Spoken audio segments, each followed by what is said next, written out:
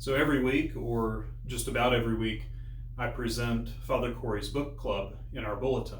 The book club is a review of books that I've found edifying and would like to recommend to others, particularly because I think that they would be helpful for people of faith to read.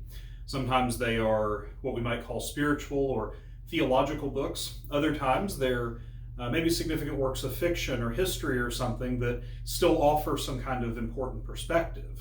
As I've said in one of my past reviews, I don't think there's that much of a difference between spiritual reading and non-spiritual reading because God can even speak to us through our culture. During these times, the book review will continue to be published. We will continue to put it in the bulletin, and the bulletin will be printed and also made available online. But I also thought it might be interesting to offer the book review as a video as well. And so each week I will take what I had written for the book review for the bulletin and post it here on our channel. I might also do some, say, extended presentations on some books I've already reviewed. I'm kind of excited about that. I've got a talk that I give on Fahrenheit 451 that I gave a few years ago to the faculty at Belmont Abbey that I will be making a video of. I have some longer talks on the series I did on rest involving the work of Joseph Pieper and Pope Benedict XVI and Abraham Joshua Heschel. So be looking for that as well. For today, though, I'd like to present for you this first episode of the book review in video format, but it's edition 30 of our of Father Cory's book club. The book I review today is St. Francis of Assisi by G.K. Chesterton, published originally in 1923. A Festschrift is a collection of academic writings assembled on some momentous occasion in honor of some momentous academic, usually articles written by the students of some great professor on the occasion of an anniversary or retirement. While I had promised one more review of a book on friendship, I'd been doing a series on works on friendship and had kind of one left over I said I would do, and then promised another series on books on the passion narratives to go along with the adult formation programming I'm doing right now. I've decided here to call an audible and produce something of a one-man Festschrift in honor of one of the more momentous literary figures in my own life by commemorating one of the more momentous literary figures in his. My great-uncle, Father Ted Zuber, was ordained to the priesthood in 1950 and will celebrate this summer his 95th birthday and his 70th anniversary of ordination. So I feel it's fitting to produce in his honor a series of book reviews on volumes written by and about one of his favorite authors, G.K. Chesterton. Gilbert Keith Chesterton was a giant in the literary world, as well as in his physical stature. His great height and girth made him an object of sport to many of his contemporaries. In response to his remark to George Bernard Shaw that, "To look at you, one would think a famine had struck England," Shaw replied, "To look at you, one would think you'd caused it." But beyond his prolific frame was his extremely prolific literary output. So prolific that Ignatius Press began publishing his collected works sometime around the middle of the 1980s, and they're still not done with it. A convert, he became one of the greatest preachers of Catholicism in the 20th century, piling up numerous volumes of Catholic apologetics, the works for which he remains best known. One of those works, completed within a year of his conversion to Catholicism in 1922, was about a figure who was equally influential in his own time and even down to the present day.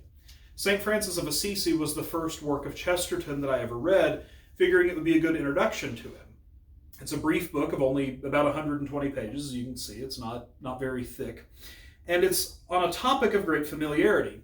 Even those who aren't Catholic, or even Catholics who maybe are only sort of marginally practicing, have heard of St. Francis of Assisi and heard of the things that he did, or at the very least, the deeds that are nearly always attributed to him, albeit wrongly. At 120 pages, I figured this biography would take me about a week to read. I was wrong on two counts. First off, it took me much longer than a week to read St. Francis of Assisi. It took me actually about a month and a half. Chesterton's way of writing, described in a Time magazine article as Chesterton making his points with popular sayings, proverbs, and allegories, first carefully turning them inside out, takes a bit to get a feel for. I find myself reading 2 or 3 pages and then pausing for several hours to contemplate my entire life up to that point. I would say that while this might make him somewhat daunting of an author, it means he is an excellent author in that he writes literature that cannot help but induce self-reflection. He joins fellow English author C.S. Lewis in being this sort of thinker, and it was this sort of thought by Chesterton that contributed to Lewis's own conversion, Lewis being a reader of Chesterton's work, and this, along with the influence of his good friend J.R.R. Tolkien, leading Lewis into his own conversion. The second way in which my expectations for St. Francis of Assisi were wrong was that it isn't really a biography of St. Francis of Assisi so much as it is a diatribe about the errors of the modern world that uses the figure of St. Francis as a kind of cudgel to beat them back.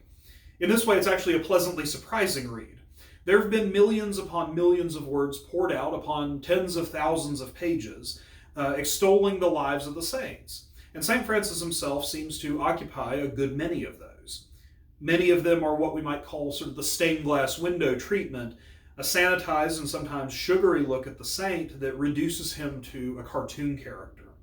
A truly fine writer and apologist would go well beyond this and in fact reject this kind of sugary sentimental treatment and employ the saint as a figure in his writing according to the reasons for which the Church sets out the saints for our veneration and imitation. Francis was a challenging figure in his own day, and so Chesterton uses him and his life and the seeming contradictions therein to challenge the way of the world.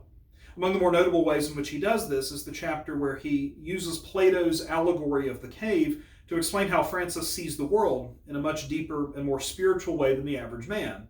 It was actually via this chapter that I came to read St. Francis of Assisi through another cultural connection. The English folk band Mumford & Sons was becoming popular around the time that I started seminary, and their song The Cave was actually inspired by this book. When I listened to the song, I was able to pick up on the reference to Plato's allegory of the cave, and I didn't realize there was a Chesterton connection until I got on their website and was reading the blog of their lead singer, and he was talking about how this is one of his favorite books, and so Chesterton's use of Plato's allegory of the cave inspired Mumford & Sons to write that song.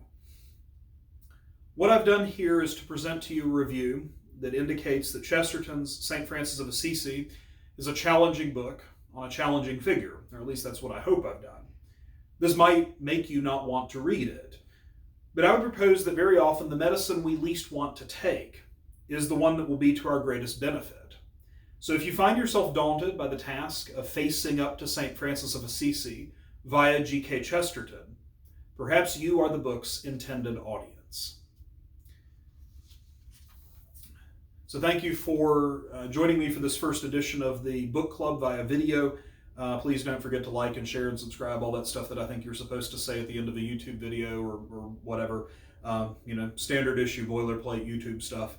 If you have questions or feedback, leave them in the comments or send me an email, and I'll be happy to answer your questions in a future video. God bless you.